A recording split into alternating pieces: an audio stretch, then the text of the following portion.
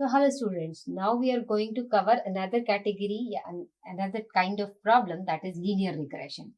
Linear regression हमें पता है कि हम प्रेडिक्ट करते हैं, है ना, कंटिन्यूस डेटा पे काम करता है ये। से सपोज जैसे मुझे पता है कि सेल्स अभी तक इतनी इतनी हुई है तो आगे सेल्स कैसी होगी, अनसीन डेटा पे प्रेडिक्ट करेंगे आप। सैलरी अभी तक ऐसी थी तो आगे कैसे होगी, age, product price, there are so many other variables which we can predict using linear regression. तो आपको इन एक डिपेंडेंट वेरिएबल से इंडिपेंडेंट वेरिएबल से डिपेंडेंट वेरिएबल निकालना है। I hope you know the concept of independent variable और dependent variable. Dependent variable वो होता है जो किसी पर रिलाई करता है, एक्स इंडिपेंडेंट होता है और वाई हम उसको डिपेंडेंट मानते हैं एक्स पर, ठीक है। तो ये हम एक वेरिएबल से दूसरे वेरिएबल को प्रेडिक्ट करने की कोशिश कर रहे हैं in linear regression. So there are number of points given to you in linear regression. हमारे पास बहुत सारे डेटा पॉइंट दिया हुआ है और हमको एक बेस्ट फिट लाइन निकालनी है, एक ऐसी लाइन निकालनी है जो इनके ज्यादा से ज्यादा पॉइंट्स कवर कर सके। जितने ज्यादा पॉइंट्स कवर होंगे हमारा मॉडल उतना ही अच्छा कहलाएगा, इसलिए हमारी कोशिश होती है एक बेस्ट फिट लाइन निकालने की। आपका एक ये भी लाइन हो सकता था, एक लाइन ये भी हो सकती है, एक लाइन ये भी हो सकती है, पर इनमें से जो सबसे अच्छी लाइन है जो आपके मॉडल को डिफाइन कर पा रही है उस लाइन को हमें प्रिडिक्ट करना है। अगर लाइन को प्रिडिक्ट करना है तो दो चीजें आपको पता होनी चाहिए। I hope you know the equation of a line, y equals to mx plus c। ये इक्वेशन ऑफ अ लाइन होती है, ठीक है। तो आपके पास x है, आपके पास y है, तो आपका मोटिव क्या है, आपको m निकालना है और आपको c निकालना है। अगर आपको m और c पता है तो उससे आप आसानी से लाइन ऑफ द इक्वेशन निकाल सकते हो। डेफिनेटली m मतलब क्या होता है, स्लोप। लाइन का स्लोप आपको पता होना चाहिए और आपको लाइन का इंटरसेप्ट पता होना चाहिए। Know what is this slope and intercept? Slope कितना स्लैंट है, right? This is like y2 minus y1 upon x2 minus x1। और इंटरसेप्ट का मतलब होता है where it is going to cut y axis. Y axis कहाँ cut कर रहा है, तो आपका लाइन ऐसा भी हो सकता था, ऐसा भी हो सकता था, ऐसा भी हो सकता था, राइट? तो आपको अगर सही सी पता हो और सही एम पता हो तो आप अच्छे से अपने मॉडल की लाइन को, आपके मॉडल को डिफाइन कर सकता है वो। नाउ किस तरह से हम पॉइंट एक बेस्ट फिट लाइन निकालता है? एक पॉइंट ये है, एक पॉइंट ये है और एक पॉइंट ये है, ठीक है। से सपोज हमने एक लाइन कंसीडर करी, रैंडम लाइन कंसीडर करी, ठीक है, और एक रैंडम पॉइंट लिया। अब इस पॉइंट को, इस लाइन को अपनी तरफ अट्रैक्ट करना है ना, क्योंकि वो चाहता है कि लाइन मेरी ऊपर से क्रॉस करे या मुझे कंसीडर किया जाए। फिर इस पॉइंट को कंसीडर करेंगे, हम इस पॉइंट को कंसीडर करेंगे, ऐसे हम हर पॉइंट को कंसीडर करेंगे और जहां हमें मैक्सिमम पॉइंट्स मिलने लग जाएंगे मतलब वो हमारी बेस्ट फिट लाइन हो जाएगी। तो अगर ये पॉइंट कंसीडर किया हमने तो ये अपनी तरफ लाइन को अट्रैक्ट करना चाहता है। तो लाइन को अट्रैक्ट करना चाहता है तो क्या क्या चीजें चेंज होंगी, एक स्लोप चेंज होगा और एक इंटरसेप्ट चेंज होगा। अगर हम लाइन को रोटेट करना चाहते हैं in counter clockwise direction, that means आप इस डायरेक्शन में अगर लाइन को रोटेट करना चाहते हो इसका मतलब आप स्लोप को इंक्रीज करना चाहते हो। अगर आप लाइन को क्लॉकवाइज डायरेक्शन में रोटेट करना चाहते हो तो इसका मतलब आप लाइन स्लोप को डिक्रीज कर रहे हो, है ना। या तो लाइन रोटेट होगी और या तो ट्रांसलेट होगी। तो अगर काउंटर क्लॉकवाइज आप लाइन को रोटेट कर रहे हो that means you are basically increasing the slope, और अगर आप क्लॉकवाइज लाइन को रोटेट कर रहे हैं that means you are decreasing the slope. एक दूसरा आप हो सकता है, you can see the operation on the line is translation। अगर ट्रांसलेशन कर रहे हैं आप, अगर लाइन को आप ऊपर की तरफ शिफ्ट कर रहे हैं that means you are trying to increase the Y intercept. यहाँ वाई इंटरसेप्ट बढ़ेगा अगर आप ऊपर की तरफ शिफ्ट कर रहे हैं, और अगर लाइन को आप नीचे की तरफ शिफ्ट कर रहे हैं, that means you are decreasing the slope. तो दो ऑपरेशन से, रोटेशन और ट्रांसलेशन। अगर आप रोटेशन में भी काउंटर क्लॉकवाइज और क्लॉकवाइज कर रहे हैं, और या ट्रांसलेशन भी कर रहे हैं, तो मूविंग अप और down, then the slope is going to change and intercept is going to change. So there is kind of quadrant classification. अगर आपकी लाइन है और फर्स्ट क्वाड्रेंट में आपका पॉइंट है, तो आप डेफिनेटली लाइन के स्लोप और इंटरसेप्ट दोनों को इंक्रीज करोगे। सेकंड में है तो आप स्लोप को डिक्रीज करोगे और इंटरसेप्ट को इंक्रीज करोगे। थर्ड क्वाड्रेंट में है तो स्लोप को इंक्रीज करेंगे और वाई इंटरसेप्ट को डिक्रीज करेंगे। और अगर लास्ट फोर्थ वाले क्वाड्रेंट में है, that means you are going to decrease slope as well and your intercept will also be decremented. तो इस तरह से आप पूरा जब एल्गो बनाओगे तो आपके पास एक ऑप्शन है, this is going to be 2x + 3 से suppose your equation of a line, और आप इसमें थोड़ा सा एक फैक्टर है, जब आप पॉइंट को इंक्रीज या डिक्रीज कर रहे हो, स्लोप को इंक्रीज या डिक्रीज कर रहे हो, तो एक बहुत बड़े नंबर से इंक्रीज या डिक्रीज नहीं होता है, एकदम बहुत बड़ा वेरिएशन कभी नहीं होता है, राइट। नहीं तो फिर आपकी तो लाइन ऊपर नीचे हमेशा होती रहेगी। बहुत छोटे छोटे नंबर से इंक्रीज या डिक्रीज होता है, उसको हम बोलते हैं लर्निंग रेट, और वो बहुत छोटा होता है 0.01। तो अगर आपने इन स्लोप को इंक्रीज किया है तो the value will go with 2.01, right. अगर आपने 3 पे में इंक्रीज किया है तो it is going to be 3.01। तो बहुत छोटे छोटे नंबर से इंक्रीज या डिक्रीज होता है, एकदम लाइन पूरी एंटायरली डिफरेंट कभी नहीं होती है। तो आप किस जगह पर पॉइंट है, इसका एक एल्गो होता है, ये इस तरह का है कि कैसे आप एक पूरा प्रोसेस परफॉर्म करने वाले हो। आप कितने पॉइंट्स लेंगे, कंसिडर करेंगे, दैट इज लाइक 1000 टाइम्स आप डेटा पॉइंट्स लेंगे, 1000 डेटा पॉइंट्स लेंगे और उस हिसाब से अपनी बेस्ट फिट लाइन को एडजस्ट करेंगे। तो उसको हम ईपॉक्स भी बोलते हैं, मतलब कितनी बार आप किस पूरी साइकिल चलाने वाले हैं, वो दैट इज 1000 ईपॉक्स, राइट। आपने सबसे पहले एक रैंडम पॉइंट लिया, और क्या आपका पॉइंट लाइन के ऊपर है और वाई एक्सिस के राइट पे है, ठीक है, that means it is lying on the first quadrant. तो आप you are going to add that small number, that is 0.01, to the slope, and you're going to even add that small number to the y-intercept। तो addition होगा दोनों cases में, अभी हमने देखा। उसी तरह से अगर आपने फिर से एक रैंडम पॉइंट लिया है, ये पूरा एल्गो चलेगा, आपने फिर से एक रैंडम पॉइंट लिया है जो कि लाइन से ऊपर है लेकिन वाई एक्सिस के लेफ्ट में है। अगर राइट में है, that means you are going to add slope and intercept both on to the values. और अगर अभी लेफ्ट में है, तो लेफ्ट में है तो आप क्या करोगे, definitely you are going to subtract something from the slope and you are going to add to the intercept, ठीक है। अगर पॉइंट लाइन के नीचे है और right of the Y axis है, तो स्लोप भी सब्सट्रैक्ट होगा और इंटरसेप्ट में भी सब्सट्रैक्शन होगा या डिक्रीमेंट होगा, the small number that is 0.01। और अगर आपका पॉइंट बिलो द लाइन है and left of the Y axis है, तब आप स्लोप में ऐड करोगे और वाई इंटरसेप्ट में सब्सट्रैक्ट करोगे। This is the whole algorithm which is going to proceed. अब हमारी जो मोटिव है वो है एम और सी निकालने के लिए। तो एम और सी कैसे निकालेंगे, सबसे पहले हमें पता होना चाहिए कि हमारी लाइन और हमारे पॉइंट में कितना डिफरेंस है ना। इसको हम बोलते हैं एरर, और that is called as sum of squared residuals से हम उसको जज करते हैं या कैलकुलेट करते हैं। सम ऑफ स्क्वायर्ड रेसिड्यूल्स का मतलब क्या होता है, targeted value and your predicted value that is going to be subtracted, और उसका हम स्क्वायर निकालते हैं, and that is going to be summed up for all the points।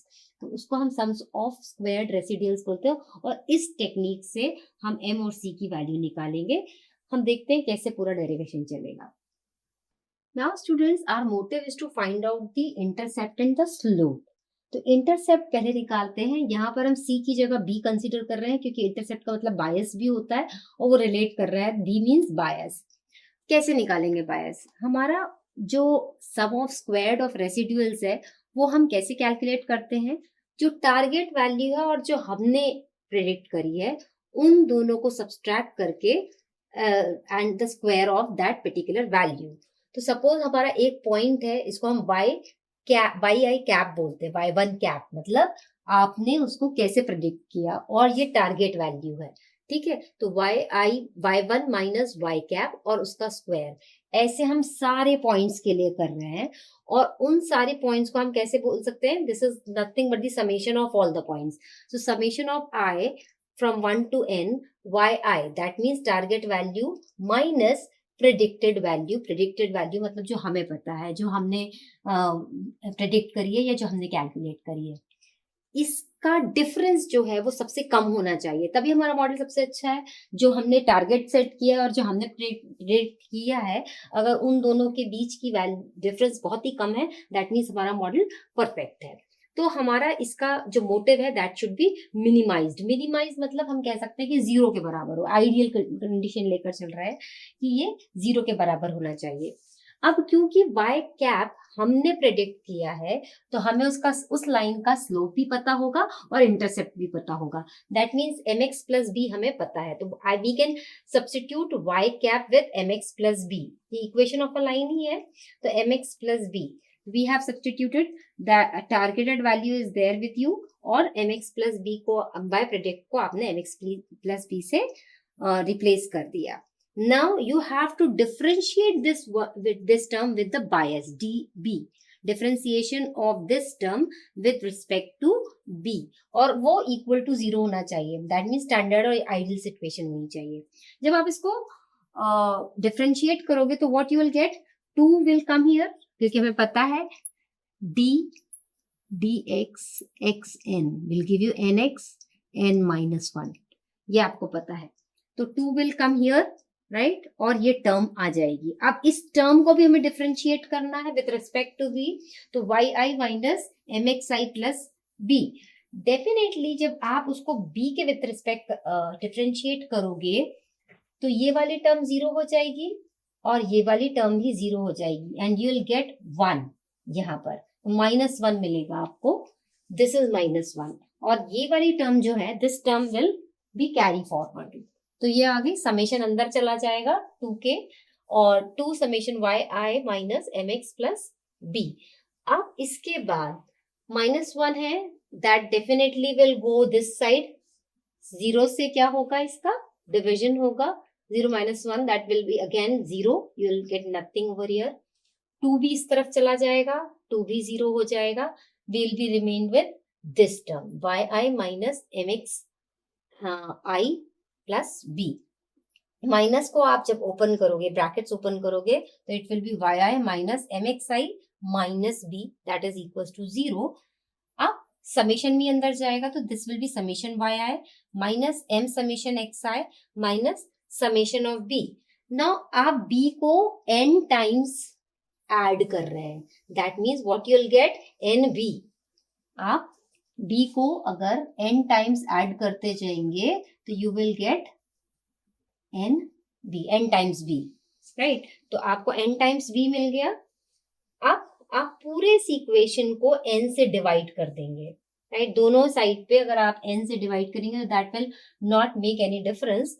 तो yi minus n, yi upon n minus mxi upon n and nb upon n, right.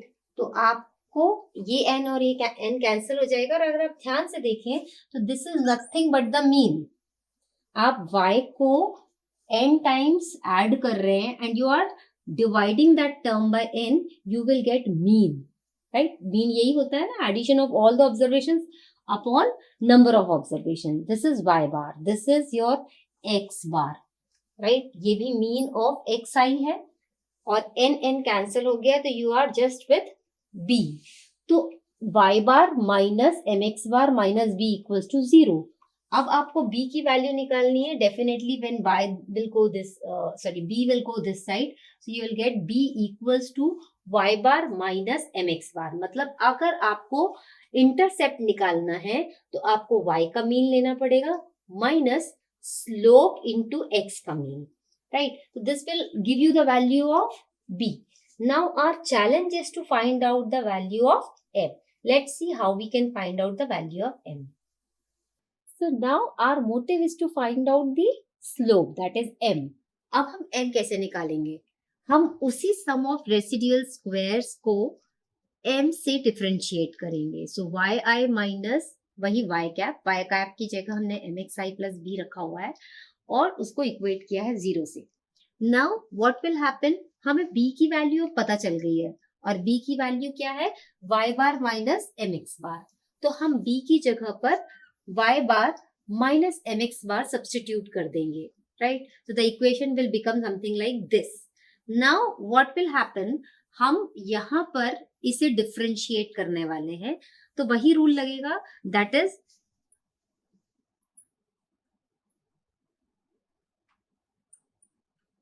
अगर हम x raise to n को x से differentiate करते हैं तो you will gate n x minus 1.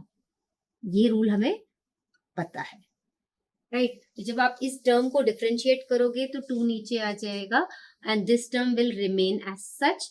और फिर इसके बाद हम इस टर्म को भी डिफरेंशिएट करेंगे विथ रिस्पेक्ट, इस टर्म को भी डिफरेंशिएट करेंगे विथ रिस्पेक्ट टू m.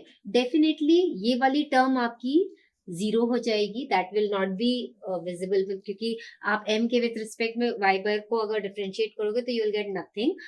आप mxi से को m से करेंगे, definitely you will get xi.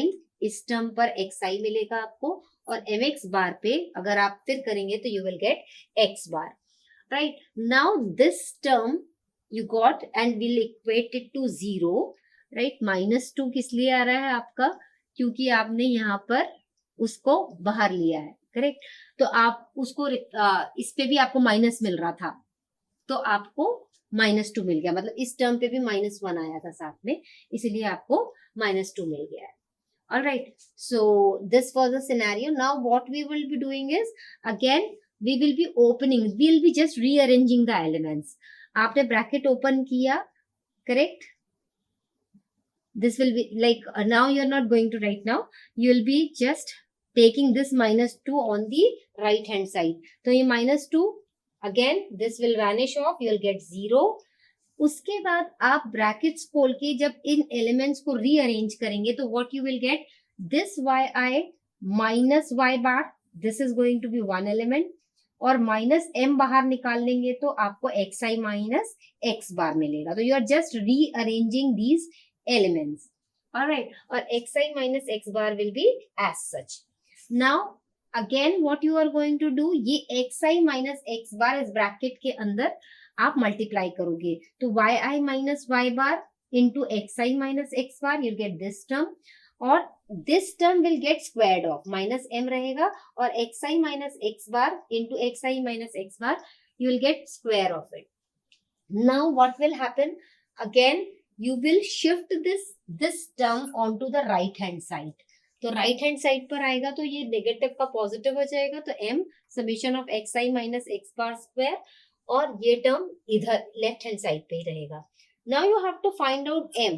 तो ये वाला टर्म अगेन जब लेफ्ट हैंड साइड पे जाएगा तो what will happen, this term divided by xi minus x bar square. So this is your m. Now अगर आपके पास डेटा दिया हुआ है तो what you need to do is simply subtract the mean from the y, simply subtract the x value from its mean and multiply both of them and sum it upon xi minus x bar उसका square, और फिर summation लेंगे आप उसका, तो you will gate denominator, दोनों को divide करेंगे and you will gate m. It's not very difficult, b की वैल्यू पता चल गई है आपको, m की वैल्यू पता चल गई है. Now it is very easy to find out the unseen data, or now very easy to predict the value of unseen data, क्योंकि अब आपके पास m भी है, x आपको दिया हुआ है और आपको यहाँ पर जस्ट इंटरसेप्ट सब्स्टिट्यूट करना है. So I hope you got the values of m and b and you can easily find out the best fit line for the linear regression. Thank you.